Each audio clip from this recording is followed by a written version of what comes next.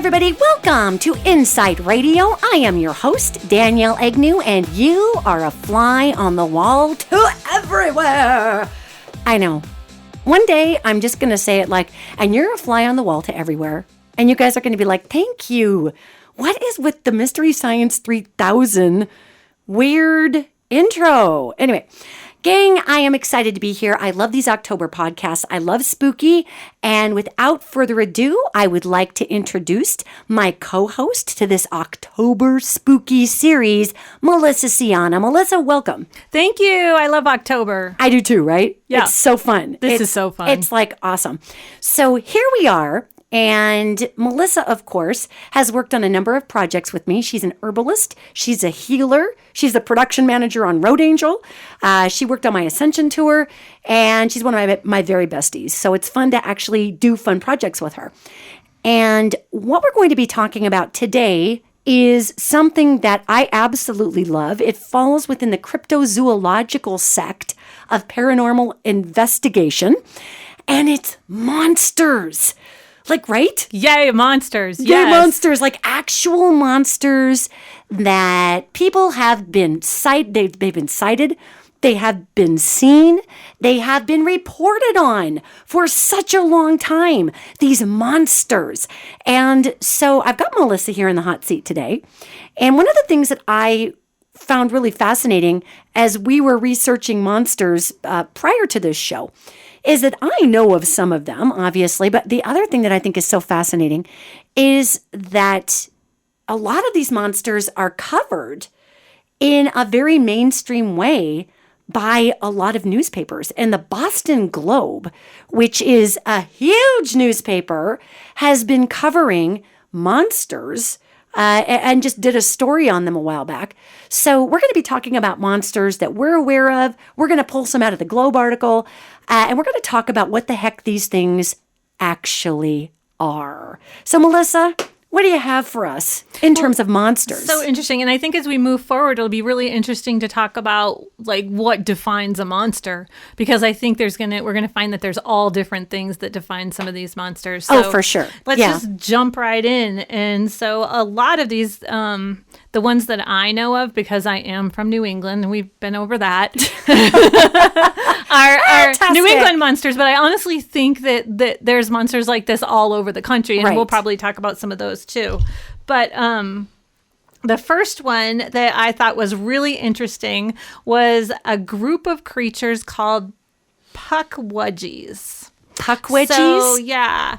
Pukwudgees. Pukwudgee or Pukwudgee? Don't pull my underpants up. So, all right. In itself, that's an interesting word. It's Pukwudgee. Okay. And so it's derived from Native American legend. So it is sort of a Native American word. Wudgee, not wedgie. Wudgee. Okay, got it. Got it. So, and they're a group of little people. So I don't know if they're technically monsters, but if a monster is a thing that we see that we don't really know what it is that does scary stuff, then I guess they're monsters. Right. So so known from in the Wampanoag is a group of Native Americans in Connecticut and Rhode Island and Massachusetts. Oh, cool. The Wampanoag people. Okay. Still there. It actually means little wild man of the forest. Pukwudgee. Little wild man of the forest. Mm-hmm. Mm-hmm. Well, that's cool. Yeah, and so they're small. They're said to have gray skin, large ears, large fingers, and large noses, like little dwarf people almost. Wow. And they're supposed to be magical. And they do things like they can disappear. Legend has it that they're shapeshifters. And there's actually some legend that says that they shoot poison arrows. So they're dangerous. Oh, yeah. Snap. Okay. Yeah. And also known, if you're in the wrong place at the wrong time, they will shove you off this ledge in one of the state parks in Rhode Island called a sonnet ledge. God. So, yeah, you might want to not go near the edge while you're in that park. Place. Yeah. Well, okay, so what's interesting to me about that is it reminds me of, this is what's fascinating. It reminds me of the little people of the Pryor Mountains, which you and I have talked about before. And the little people of the Pryor Mountains have been seen by Lewis and Clark, and they actually describe them in the same way that you are describing these beings, as being small and gray and having some really interesting personal characteristics. So Pukwudgees appear to be in the same elemental genus, as our little people of the Pryors. Yeah, so it's so interesting. We have so many traditions around our little people of the Pryors where we are all aware that they exist, and we treat them, those in the know tend to treat them with respect, bring them gifts, things like that. And I'm like, I wonder if these Pukwudgees would be less scary if people were paying attention in bringing them gifts. And you know what I'm saying? Well, yeah, and I wonder what the people who are getting shoved off the ledge are doing. I mean, Are they partying and drinking beer and throwing the beer cans on the ground? Because elementals can't stand that. They get really touchy if we are behaving in a way that is disrespectful to the earth. So that's an interesting point, I think, when we're talking about the sect of monsters that are indeed elementals, because monsters is just like this general term, right? Absolutely, yes. And so if we are talking about ones that are indeed elementals, maybe that's the reason that they're doing scary things is to protect the earth, right? Yeah, and it's true. And that's why elementals in general will get gnarly with people, is because we are doing something that is harming the earth. It's polluting. It's something that's just bad that we're doing, and it's not okay. It's not an okay thing. So Pukwudgees, and where can we find those? Those are in, they're actually, that's a very interesting question, because the Pukwudgees exist in an area of Rhode Island and Massachusetts, which is inside the Bridgewater Triangle. Oh, snap! Okay, in our last, I believe the last 2 episodes, we've made allusions to the Bridgewater Triangle. And for those just joining us on this podcast, the Bridgewater Triangle is an area where there is phenomenon that occurs just like the Bermuda Triangle. And it's a multidimensional place where there's a lot of vortexes that open up, and people see a lot of phenomenon, weird monsters and lights in the sky and ghosts and all kinds of things. Yeah, and so the towns that form the triangles, the corners of the triangle, are Abington, Freetown, and Rehoboth. So it's just like slightly west of the Boston area. Oh, snap. Yeah, so Massachusetts, Rhode Island. Yep. I'm glad you know where that is. I'm a Westerner, and I can tell you where Yellowstone Park is. It's over there, okay? Oh, my God. Okay, so Pukwudgees existing in the Bridgewater Triangle, where we've talked about a lot of really fascinating vortex phenomenon also. So what else do we have? So just one more thing before we let the Pukwudgees go. Pukwudgees. Not Pukwudgee. I find it interesting that we have little people here in Montana. Right. We have them in New England. Makes me think they're all over the place. They are, and they're interdimensional elemental beings. So they have this opportunity to be in many places at one time, and we might have the same elemental beings that are up in the Pryor Mountains here in Montana. They may be walking through a vortex and ending up and becoming a Pukwudgee over in Rhode Island. Boom! Mind blown. Yeah. That did not even occur to me. So they could actually be the same. They're the same creatures. Yeah, maybe. They absolutely could be. Because oh my God. Whenever you have those space-time folds, then you have the opportunity for those elemental beings to cross over from one plane of existence to another. So, and this is something that we don't often talk about. We talk a lot about it on the show. Yeah. We don't talk a lot about it otherwise. And as a matter of fact, just a quick story here. So last October, I was flown by the Travel Channel down to Los Angeles to sit and speak about certain phenomenon on a show called America's Biggest Mysteries. And I have no idea if the show's even on or airing or whatever, but whatever. So I was on this show and I talked a lot. Bridgewater Triangle was one of the particular areas that I covered. And I talked about the natural vortex points that were created by ley lines, underground water sources, different types of rock formations in the ground. And the guy who was producing this show, his name was Marshall, and he is a super cool guy. He does documentaries. He's a really great guy. The production team was from Canada. And Marshall was completely on board with every other thing I had to say, except for he really had a hard time wrapping his head around what elementals were. And I kept trying to explain the concept, and apparently, the onus was on me to be able to explain the concept of this. Yet he absolutely, and he's a very forward-thinking, very bright man, he absolutely grasped the concept of vortexes and of ley lines and whatnot. The elemental beings were something that were a little bit outside, I think, of his realm, but he managed, he kind of got a hold of it, and it was fascinating. So that makes me think of the fact that now we speed down the timeline a year. And here I am in the movie theater, and we're watching some movie. I don't even remember what movie it was. We went with my kid.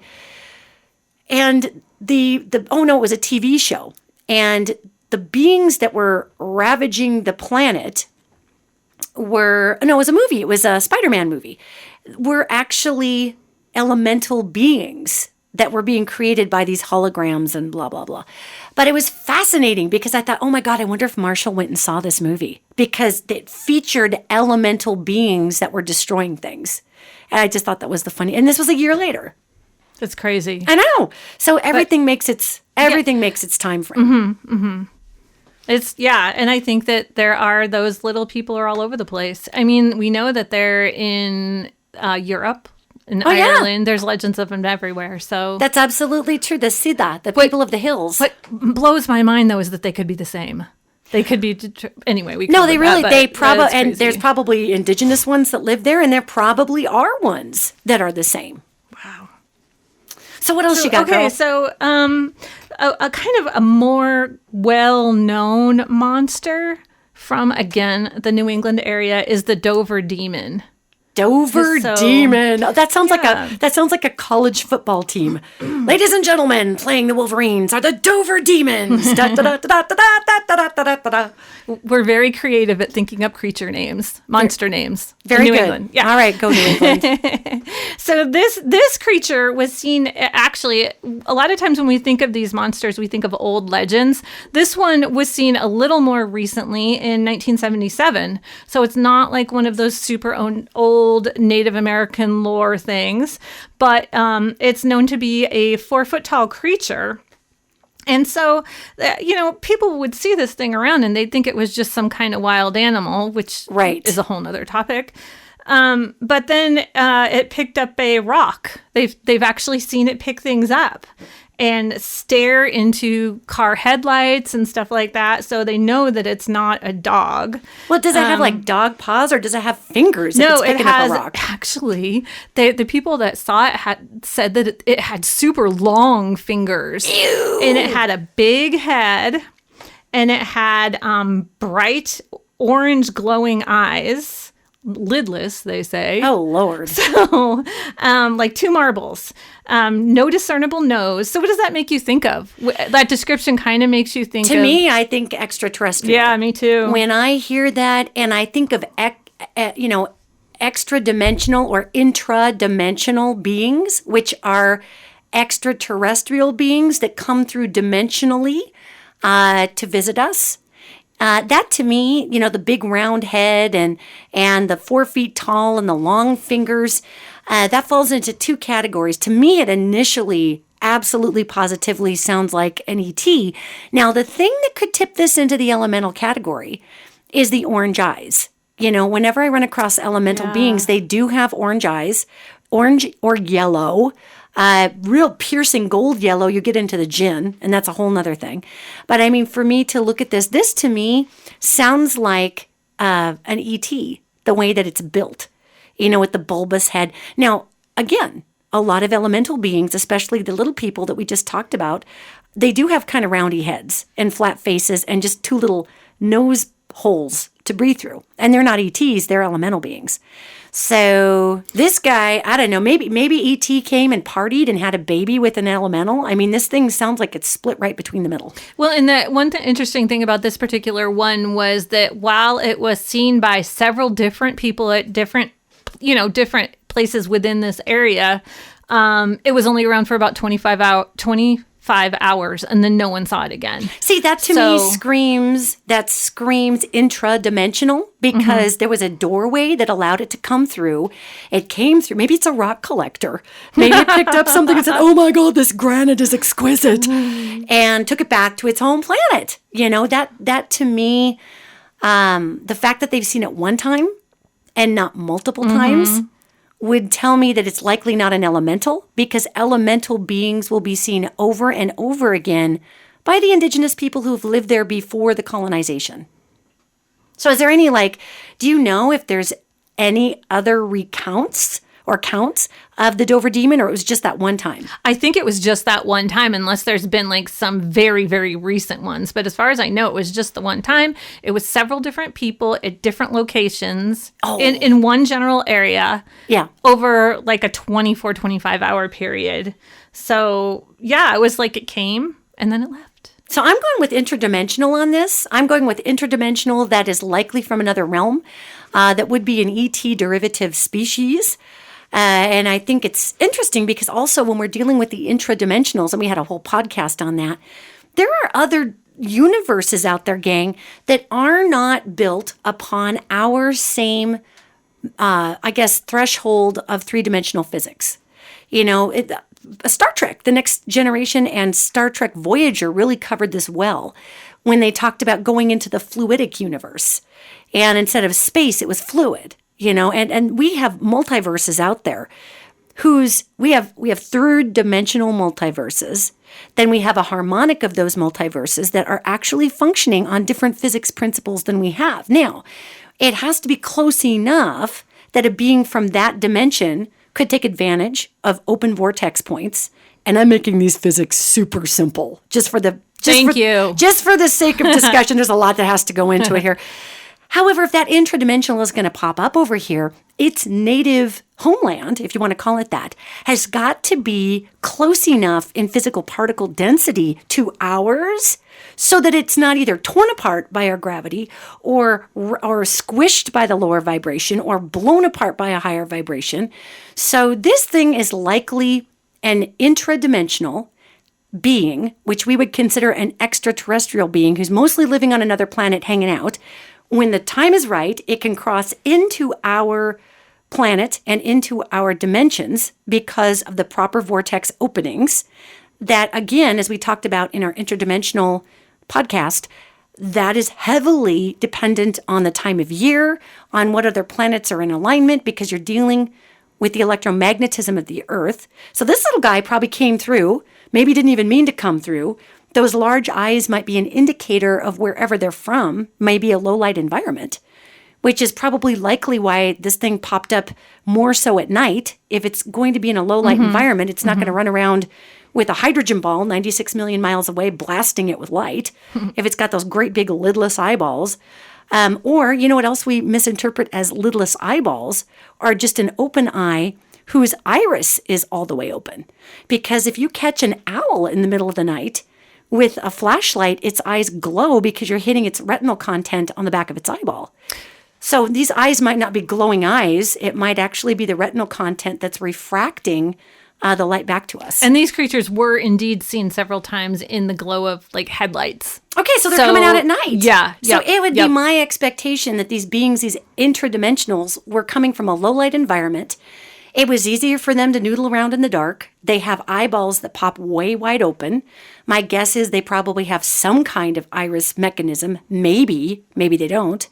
And that their eyes don't glow, but it would be my guess that it's just the reflection of the headlights in very wide open eyes. And unlike human eyes, whose pupils will snap shut, an owl's eyes will just stay wide open and reflect that light back because the eyes can handle it. So I'm voting for intradimensional ET for the Dover Demon. What is your vote? I'm inclined to agree with you. But while we're on the topic of traveling between places, is that intradimensionally, right? Well, interdimensionally if you are originating from a different dimension. An Earth in a different dimension. Okay, so let's talk about intradimensional travel. Okay. Because I find this super interesting. We're from Montana, And you may have spoken about Bigfoot before. Heck yeah. On here. Okay, but let's just talk about him for a second in sort of a different context, because we always think about, at least me, I should not speak for you, think about Bigfoot as being a Pacific Northwest creature. Oh, yeah. Maybe in our mountains here. Well, when we were in, two things. When we were in Minnesota this summer, I realized that Bigfoot is actually a Minnesota thing. Right? Oh Michigan my gosh, thing. it was Michigan, Minnesota, that whole town we drove through. It was like the home of Bigfoot. And Right. now, come to find out, Bigfoot is actually a legend that is well known in the New England Algonquin tribes. Oh. Yeah, and they called him Wendigo or Wendigo. Oh, the Wendigo. Yeah. The Wendigo, heck yeah. Yeah. So that makes me think, and that's been that creature who looks like the same Bigfoot that we're talking about in the Pacific Northwest has been sighted since before, it's part of Indian legend before white man even came to New England. So that would have been like 1500s. Yeah. So that, again, it just makes me curious if, how many of them are out there. Is it just a few that are traveling interdimensionally between places? Like, what's going on with Bigfoot? Well, Bigfoot is an elemental, actually. Mm-hmm. And Bigfoot is one of the caretakers of nature. And back in the day, a long time ago, our indigenous peoples in the Pacific Northwest or in Northwest Montana, in Northern California, these beings come through in heavy electromagnetic index environments. So when they would appear, the Native Americans felt that it was a blessing. And they called him the Big Hairy Man. Mm-hmm. And he was coming to give blessings of some sort of wisdom.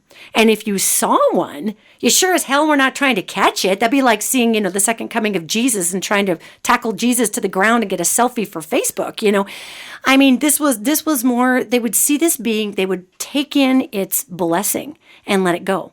So when I look across the globe and I look across North America, where we've got a ton of these Wendigo or Sasquatch, we got a lot of them here. I do see that they are indigenous elemental beings to this continent. So there's a lot of them all over the place. Now, as all interdimensional beings have the ability, and all elementals are interdimensional, they go between here and there, through these vortex points. So I do when I see Sasquatch, I see lots of different tribal pockets of them all over that longitudinal aspect of the northern United States. Yet I also see them going through these holes and popping up in other places. So I think both of those phenomenon are accomplished with the elemental being or the fae known as Bigfoot. And they are always in the same sort of habitats too. So that's, they like living in the woods. In New England, we are sort of starting to run out of a lot of woods, but like the most wooded areas, that's where they're still being sighted. Right. So just like in the Northwoods in Michigan and Minnesota. So, yeah. So what I think is interesting about that is you can also read about the swamp ape, which is down in Louisiana. And it's basically a red-haired Bigfoot that's a little smaller. Oh. And you read about that same type of being down in Vietnam. So there's a particular being that's an elemental derivative of what we call Sasquatch that's down in swampier areas. It's not quite as, it's still big, but it's not as huge as Bigfoot, which makes sense if you think about it, because if you really do weigh 1,000 pounds, do you really want to be walking in a swamp? I mean, you're going to be sinking to the bottom of that thing like a rock at the bottom of a swimming pool, It's true. So they probably have adapted to their natural environment. Yeah, that makes sense. Oh my gosh. So since we have sort of been a little bit talking about New England, let's talk about the iconic monster of oceanside communities, sea serpent. Oh, I love sea. Okay, I just have to tell you guys, I'm probably going to geek out a ton, because when we went recently this summer to go to the Great Lakes, I'm up there and we're driving along Lake Superior for quite a long time, and I could feel these massive beings that are swimming around in these underground caverns that connect these lakes up. And I'm thinking to myself, oh, holy hell, please don't eat me. I'm over here just waiting. It's unlikely I'm going to get eaten by a lake monster. Yet it's weird to be able to physically feel a being with that much mass in water, which is one of the reasons I have a hard time. I swim in the ocean. I love the ocean. Yet it's one of the reasons I have a harder time swimming in the ocean, because I can feel when there's a big 15-foot tiger shark cruising 30 feet below me. And I know I'm not on its dinner menu, but it still wigs me out, because you can just feel the way, and sharks feel a very specific way in the water because they have an electromagnetic net on their nose. So they're picking up everything, but they themselves are like a little seismograph. They just vibrate in the water. Not literally, but you can feel sharks. You can feel them in the water. So it's weird. But anyway, let's talk about this sea serpent. What's the story with this thing? And while you're talking about Michigan, remember we actually had a video of this giant sea creature like swimming in the pylons on the pier. Yes. Yeah. And that was, I don't know where that video came from, but anyway, so all through history off the coast of New England, of course, even there's writings from the colonists, back in the early 1700s about sea monsters. Wow. Yeah, of course. That's so cool. Big whaling, big fishing communities. Those communities were all about the ocean. Right. But there's a bunch of different ones. There's one around Portland, Maine. There's one around Gloucester, Massachusetts. And the best known ones, I think, were probably off Cape Ann, which is just like across the bay from Boston. So Boston, again, going back to Boston, going back to the Bridgewater Triangle, going back to that longitudinal weirdness. Same sort of area, right? Weird. And they've been seen all the way from like 1600s all the way up to just like a couple years ago. Oh, They're wow. still seeing them. Yeah. And the description, of course, there's a lot of different descriptions, but the head is commonly described as sort of a turtle-like head. Turtle head. Mm-hmm, okay. But broad like a horse with horns on top. Horns? So I don't know, man. Okay. Sounds like a dragon. I wish I could say that I've seen one, but I haven't. Well, which brings up like a whole question. So, and then we talk about, like the Loch Ness monster, the creatures that we're seeing or we're feeling and thinking about in the Great Lakes. Yeah. Well, maybe sometimes monsters are actually like actual animals. This is what I'm getting from this particular being. Now, I don't get that it's an elemental being, which again performs a metaphysical function to maintain vortex points as well as to maintain balance in nature. Okay, that's an elemental. Then sometimes we just have animals that are cryptozoological and are kind of funky.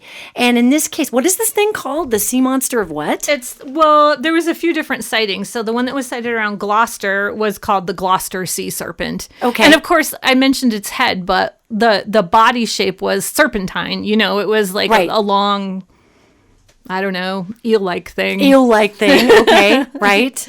And one interesting thing about it was early on when it was first cited it was cited as early as like 1600s, but in the 1800s when there was a bunch of sightings off Cape Ann, people were seeing it every day. That for like a 2-year span. Well, and that to me, again, can be territorial behavior. It can be migrational behavior. When you're looking at pods of orcas up in the San Juan Islands, there are times of the year and there are certain years where those pods will be more visible because there are cyclical patterns to migration with a lot of our large sea mammals. And I only know that because I have family up in the Pacific Northwest, and we'll spend time in the island chains up there, and the orcas are massive totems for the native people up in that region. So what I think is interesting here is these sea monsters are physical beings. That's what I feel them as physical beings. And another part of that I think is so important is that's different, those physical beings. They live here 24/7. Mm-hmm. They are part of our ecosystem. And it's really interesting. You said horsehead. There is a serpent. It's not serpentile as much as it's dragon-bodied, like traditional dragon-bodied. It looks more like a plesiosaur. The plesiosaur was the monster that, like Loch Ness. Yeah, the long neck, the long tail, the bloaty body with the little paddle fins. It's called a plesiosaurus. And so the plesiosaur was seen up in Flathead Lake and reported. And Flathead Lake is a big, naturally occurring, gorgeous lake in the northwestern corner of Montana. So Flathead up there, this plesiosaur crawled out of the water, and it was said to have a head like a horse. So this long-nosed, water dragon-faced thing, wide as a horse, but this thing was supposed to look like a turtle. I've heard horse head before for these sea monsters. And it's my feeling, when I feel into the world, that these things are actually living out there. They live in deep crevices. I think they live in caverns. I think they live in very large holes that go way into the earth. And I say I think because I'm tracking one of these things right now, and I think they are on migratory patterns. As a matter of fact, I'm actually kind of worried about these beings with all of our global changes that we have in not only current but water temperature. I think that's going to be rough for these beings. And these beings also, with the serpentine bodies, that's what we saw on the video in Lake Michigan. Yes. And we didn't really see its head, did we? No, but there was one point where it washed up onto this pier, I guess it was like a footing, a pier footing. And it was, if you looked at the lighthouse in the back, which was 40 feet tall, and you looked at the pylons, which were said to be around 25 feet high of this pier, and these huge Great Lakes, I can't believe the storms out there. It's unreal. These massive waves were coming in. It washed this creature up there that was so big that according to even the 25-foot pilings, it had to have been twice. It was twice as long as one of the pilings. So that thing had to be 50 feet long. It was black. And, immediately people kept saying, oh, well, this is an eel. It's an eel. And not to say that there couldn't be a 50-foot long eel in Lake Michigan, but there was a portion of the eel's body that was a little more bloated. Do you remember that? It was kind of bloaty. Yeah. And when the water kind of kicked it a certain way, it looked more like the shape to me of a plesiosaur, with the long skinny neck and the pinhead and the tail. And then there was like a little flipper looking thing that you saw for 1/10 of a second. And it was pretty blurry because it was a security camera that kind of pushed it got itself through the pier. Yeah. It was obviously smart. It wasn't just flailing. I mean, it navigated its way through this rabbit warren of pier pilings and got to the other side. And if it was an eel, that thing would have dived straight to the bottom. This thing came out the other side and stayed completely elongated like a log and just floated off the top of the water. And if it's an eel, it's going to wiggle back and forth because that's the only way they know how to swim. This thing got in the water, stayed elongated, and just floated in a straight line, even in spite of massive waves hitting it. So clearly not an eel, And I think that this sea monster that was seen again on that longitudinal area, I think it's a naturally, physically occurring being.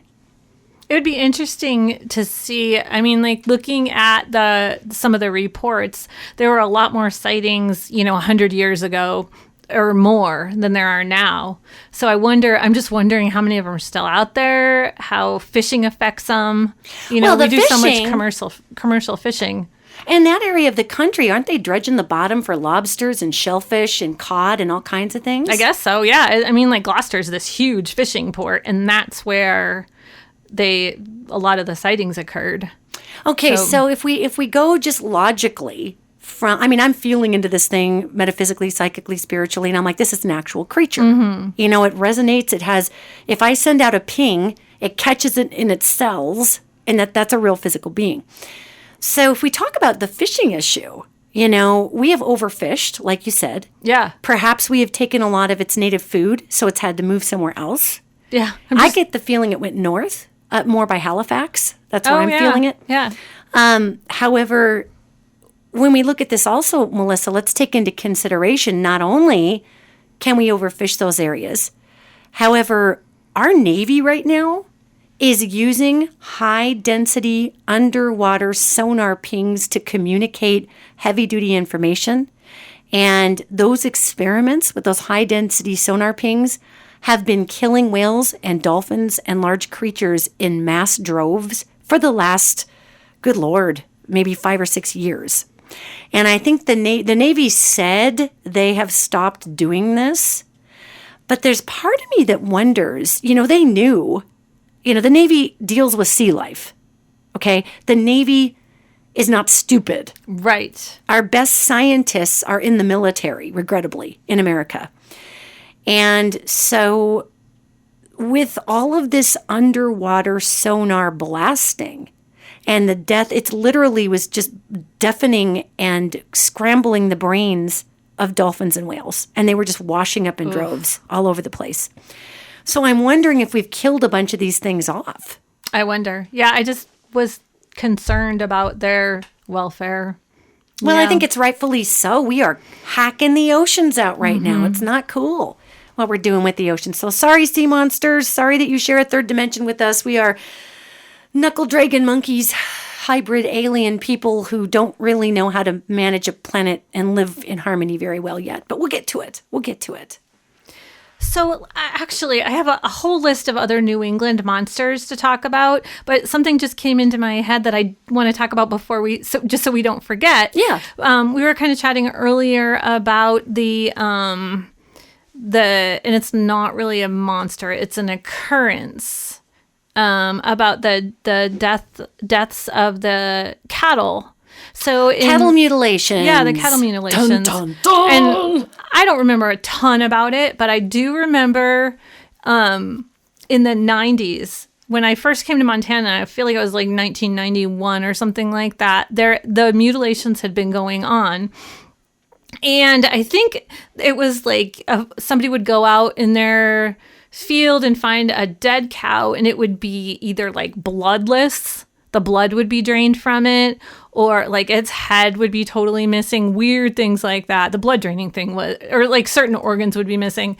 And if I remember correctly, one of those actually happened not far from where we moved when we first moved to Montana and south central Montana.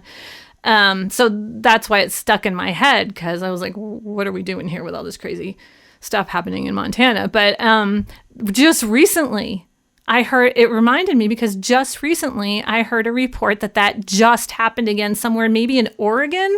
That is correct. It was October 8th of 2019. And it was reported that on the Silvies Valley Ranch in remote eastern Oregon, they found this carcass of a bull. And it was on U.S. Forest Service ground. And there was several of them actually that were killed and mutilated. And it was during this summer. Okay. Mm-hmm. So it was reported on the 8th of October, but this all happened during the summertime. So that was just a couple months ago. Really? Yeah. Yeah. And these bulls were completely exsanguinated. All of the blood had been taken out. They had their genitalia. They were bulls. And all the genitalia, not just the testes, but everything, the whole genital system had been removed. And their tongues had been removed. And there was no blood anywhere. Not 1 ounce of blood anywhere. So what I think is so interesting about that is you've got these, and the bulls themselves they're deflated. Like they look like a fake bull that you let all the air out of that had like a blow-up bull made of fur that just is flat. They're just like desiccated. Yeah. And because all the blood is missing out of them. And the thing that's not only freaking disturbing about that on 25 different levels, however, what's interesting about it is that even the way in which the genitalia was completely cut out, it was seamless. It was like if you had the world's greatest scalpel, surgically taken out, and they were identical. It wasn't like one was a square and one was a circle. They were identically snapped out, and so was the tongue. So it doesn't feel like there was a group of weirdo people out there just like randomly killing cows. It feels like it was something way more professional in a way. Or well, if it was people, then it's people who are working through Black Ops programs through the Pentagon that have access to technology that we just don't have. Because to pick a bull up, to even get to its private parts or to anesthetize it enough or to knock it out, is a little bit rough. They're huge. Well, and these were 6,000 pound bulls. I mean, not 6,000 pounds, but they were very, very heavy bulls. And actually, I got the 6 numbers because each one of these bulls was valued at about $6,000 each. So that rancher was out a lot of money. Yeah. Not only is it hideous that this happened, but it's really awful. And so when I see these cattle mutilations and I see the surgical procedure, that to me really, and all the blood that was taken out of them, that to me leans towards some sort of extraterrestrial life that is needing the cellular structure from whatever these things are to try and harvest for genetics. And the tongue is a really interesting organ because it actually has ton of sensors all the way around it. And each sensor goes to a different part of your brain.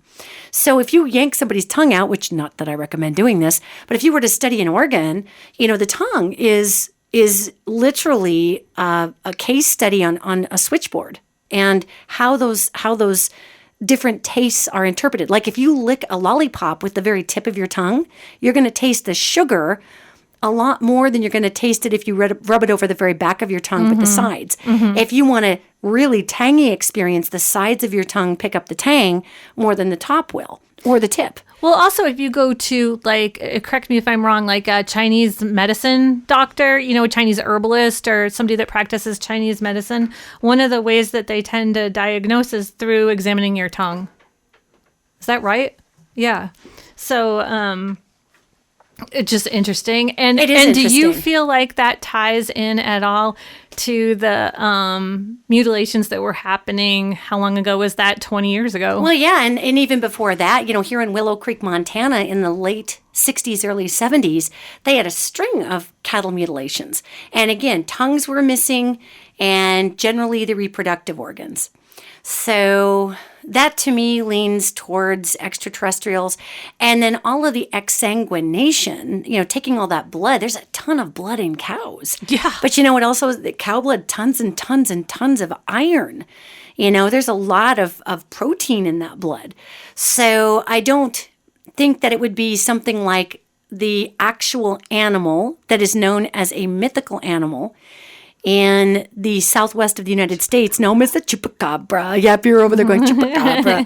The Chupacabra is an actual animal, and it does attack beings, and it sucks the blood out of them. It'll attack goats. They call it a goat sucker.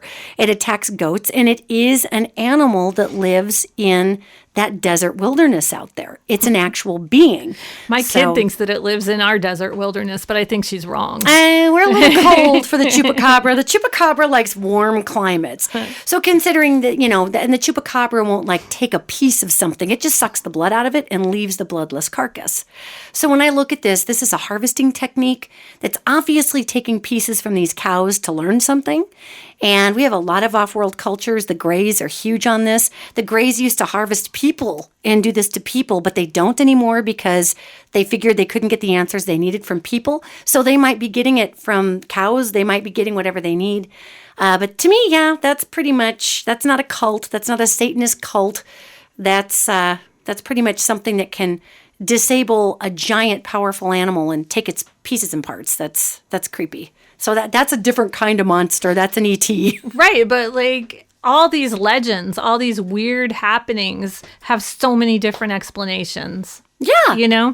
So we'll go back to monsters. Okay, no, that wrapped around to monsters because those ETs, in my opinion, are monsters. I think that's a little scary to thought of, to be snapped out of your bed in the middle of the night and cut up like a Tyson chicken chunk dinner. I mean, that's a little creepy. Right. So, yeah. So speaking of the Chupacabra, there was a creature in the Cape Cod, New England area around the early 1980s that was known as the Beast of Truro, which is a place in Cape Cod. Okay. Right? So, and it was a predator that began killing people's pets and livestock and then, mutilating them, leaving them laying around, not necessarily eating them all. And then people started seeing it.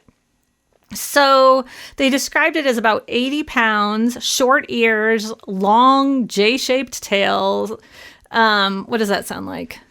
Sounds like, to me, it sounds like a chupacabra. Well, it does. Say the description one more time. Okay.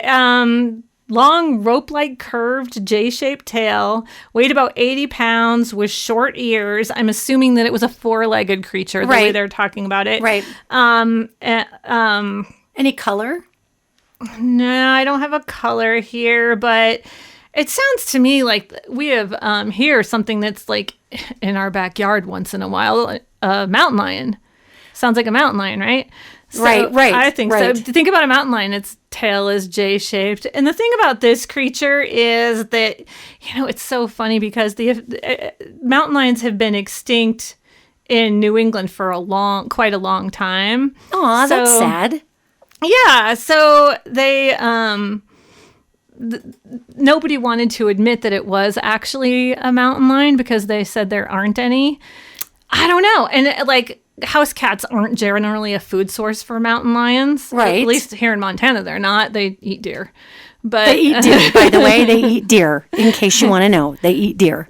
Yeah. But, cats are pretty small, for an 80-pound creature.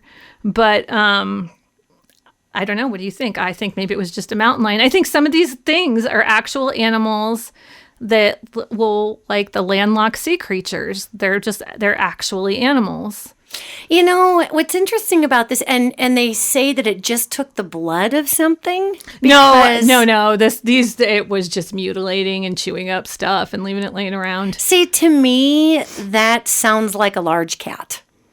And if there was something else bizarre, like, oh, it had an extra head, or, hey, there might be a really big glowing purple eye in its stomach, or something like that. That to me does sound like, especially the chewing it up and leaving it there. Now, cats generally won't just maul things unless there's something wrong with it. And there may be a case where finally, a large cat wandered, maybe it migrated up. Maybe it came up from the Southwest United States or something, and it made its way all the way over there, over time. The Chupacabra is said to have short ears, and it has, sometimes they report a tail, sometimes they don't report a tail, but they have like a longish tail. But it's reported to have, it's kind of dog-shaped legs, but more fingery, spindly claws that come out the front. Dogs have paws. So imagine if you could make little fingers with little hooks on them that came off the front. And chupacabras are said to have long snouts. So I don't know that this would be a chupacabra thing. I know I said sounds like a chupacabra. I was just kind of kidding. But this to me, I think might actually be an animal. And maybe an animal that's taken up residence again or started to come back around without any further description of it being weird besides a long J-shaped tail. And the other interesting thing about that, just to wrap it up sort of, was that it had been spotted for a short time and then disappeared. So then no one spotted it again and the killing stopped. So it could have been a cat going through. Maybe. And it could have been something that was traveling. And again, that just, short ears and a long J-shaped tail sounds like a mountain lion. It sounds like it to me too. We've got a mountain lion here. I live in a city of 110,000 people. I live in the middle of the city, right next to the city's largest park. And this mountain lion will come down through the Rim Rocks, which is a big set of sandstone cliffs to the north of our city. And it'll come down this airport road, which cuts up the cliffs of the sandstone cliffs. And it will hang out in this park because there's a creek that goes through it and there's ducks or whatever. Well, this it is a full-tilt mountain lion that's been caught on security cameras walking down the middle of residential streets in my neighborhood. I mean, it's big, too. It's a big mountain lion. It's not a little mountain lion. It's a big-ass mountain lion. And what I think is interesting about that is our dogs the other day my wife, of course, gets up to go to very early workout sessions. She owns a fitness studio, Kinesi Coaching Studios here in Billings. And she let the dogs out. Who let the dogs out? Rebecca let the dogs out. And those dogs go screaming into the backyard, screaming in a way that I had never heard them scream. Like we have two Poms and a mini American Eskimo, and you would have thought we had a wolf pack. It was this primal, guttural shrieking. And I heard something, and I was in it woke me up. I was in the bed sleeping, and we have a gate by our back, bedroom that attaches to the garage. And I hear this something massive jump over the gate. And my daughter, whose bedroom is over one, hears something heavy hit these like beauty rocks we have out there, hits the rocks. And I didn't hear this, but she did. And then she didn't hear any running. She just heard something big hit the rocks. And then right after that, something clanking and chaining up there's a chain link fence that separates our house and the next fence. And it's like a 6-foot fence. And whatever this was climbed right up over that chain link fence and went right over the top of it. So had it been a person, the dog's bark would have been different. Had it been a person, then my daughter would have heard footsteps going clunk, clunk, clunk, clunk across the driveway. But a large cat isn't going to make any sound. And my neighbor just knocked on my door yesterday and told me we've, of course, got snow up here. And the neighbor told me that out just this last weekend, out in the garage by the garbage cans in the alley, she found cat prints that were about 6 inches across, huge. And they were by her garbage can. Then they totally disappeared and appeared over her 6-foot fence in her yard. So this thing had leapt over, because you could see it come all the way up the alley, leapt over her fence and did a pass through her yard and jumped back out. And so when people think, oh, it couldn't be a large cat. That's, mountain lions we have one wandering here. Oh, yeah. We live 45 miles south of you. Right. And we have one, it was reported to be hanging out on our school football field Friday. Oh, that's morning. Great. And then the same one, I'm sure. And the neighbors 2 houses from me say they get up in the morning and it's sleeping on their back deck. Oh, that's all the time. Just great. So, yeah. Yeah, and that's like an interesting topic in itself, probably a whole different podcast. And we do have mountain lions where I live. Well, you guys are right up against the hills. But it's interesting how it feels like we are starting to see more sort of non-typical animal behavior. Yeah. We're seeing mountain lions more. We're seeing them sleeping on people's decks. I'm pretty sure we had an incident last winter where we have this big bird feeder that hangs from a chain, and we also had some suet out there, right? And so we got up one morning and like everything that was hanging from the tree was crashed to the ground. Oh, geez. And we were trying to figure out what that was. And now with this mountain lion being so common in our neighborhood, we're like, well, probably there was a mountain lion sitting in our tree and maybe he was attracted by the smell of the suet. Or something like that. Well, and that could be. And the reason we're covering this is not to talk about mountain lions in our backyards, but it's to say that not everything that's reported as a monster is sometimes a monster. Right. Like, and in this case, that to me sounds like a damn big cat that crawled its way up there. Okay, so we have less than 10 minutes to go, Melissa.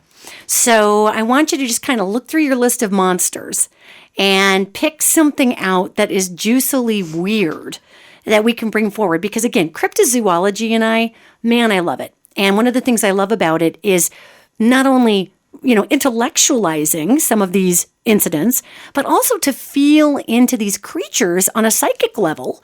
And it's the same skill that people who are wired like me will use when we're doing remote viewing, or we're looking into a situation where we need to feel into something. Is it real? Is it fake? Is it biological? Is it chemical? What is it?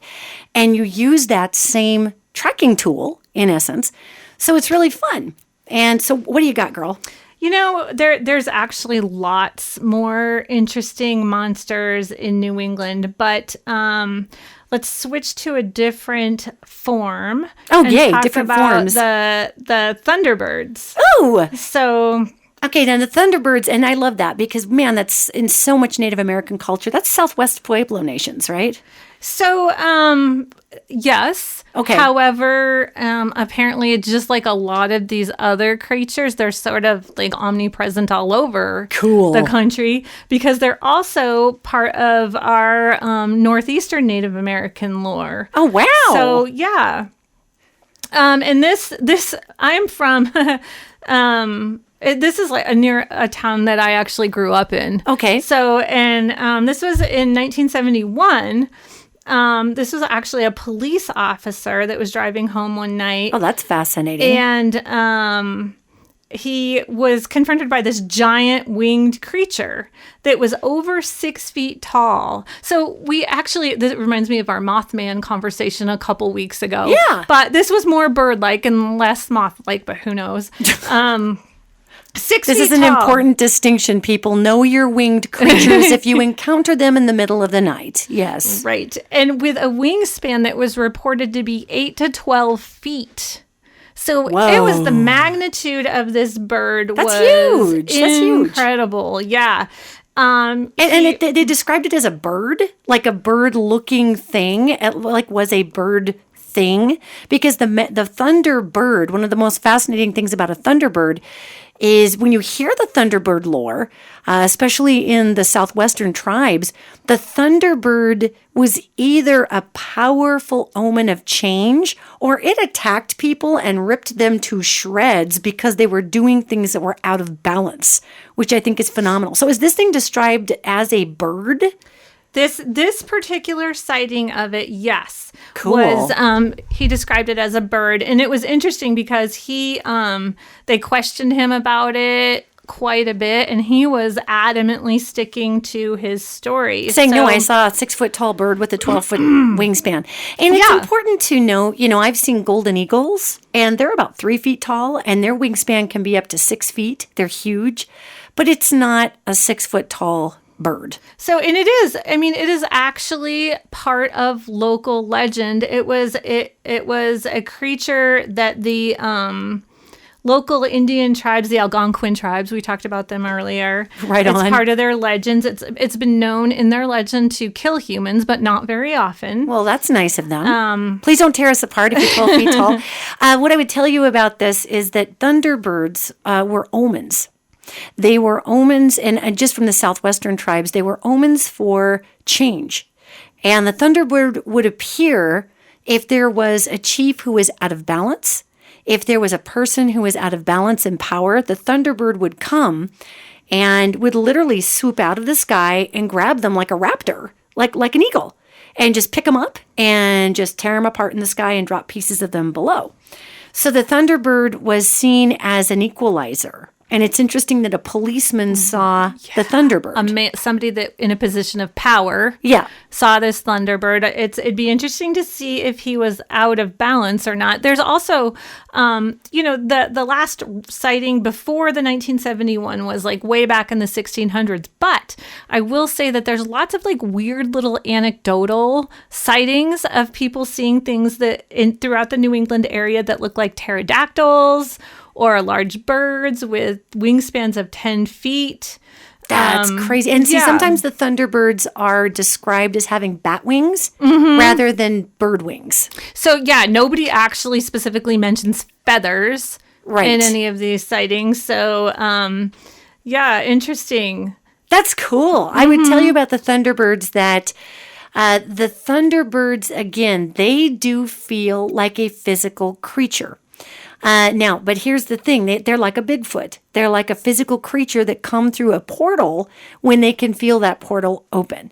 So I would put the Thunderbird in an elemental category, just like a Jersey Devil or a Bigfoot, because I can feel them coming from someplace else trying to achieve balance. Yeah. As opposed to a Chupacabra, which just wanders around in the desert and eats stuff. That's a physical being in the third dimension that we have yet to find, yet to categorize. We have yet to really pull that being apart. Just like our sea serpents, we don't necessarily have the technology. Well, we do. It's called the Navy, and they're blasting high-frequency sound waves into the water and killing these beasts. It's so funny. I'm kind of diverging on you here, Melissa, back to the sea creatures for a second. Yet, when I heard that the Navy was blowing out these massive long-range communication blasts that were super high frequency, one of the first things I thought of, because obviously they know it's killing things. One of the first things I thought of is, what the heck are they trying to kill out there? What are they trying to kill? Because if you know that it's going to kill sea life by the droves and you're the Navy, if you know that people are going to catch wind of that, if you know that you can say, well, we're experimenting with this new technology, but you still know that you're going to throw the ecosystem out of balance, you're the Navy, okay? Then you're doing that for a reason over and over again, not just to say, okay, we're trying to develop a communication system. I had to wonder if we're trying to develop some sort of underwater weapon that we can hit another submarine with and kill all the people in it. I mean, how high does this frequency have to be to disable something and scramble its brain and kill it? Yeah. Because I'm like, you guys are, this is not a communication array. You're trying to develop a weapon that's killing a lot of stuff. And the only time we really allow things to die by the droves in the military is in the pursuit of a very powerful weapon. So there you go, Navy. There you go. That's what I think you're doing with that. Anyway, Melissa. All right, girl. Well, we are right on our time. So is there any parting thoughts that you have? Obviously, we were sticking to New England monsters, but we also realized that these monsters come from all over the place. And is there any parting thoughts on these beings or monsters that you've kind of gleaned from all of this today? Yeah, a few things. I think that we use the word monster, and it sounds so negative, and like we're playing on it because it's Halloween, and stuff like that. Yeah, this is fun. Yeah, but like when I think about like if we're going to be calling elementals monsters, like I really relate to some of those guys. To the elementals? Yes. Yeah. And they're not monsters. They're just creatures that are here trying to protect us. And so it just makes me start thinking about how, as humans, we want to categorize everything and maybe sort of demonize certain stuff because it scares us when it's not really all that bad. So that's one thing. Well, and like mountain lions. Come on, man. They're just trying to make a living. They don't really want to eat anybody.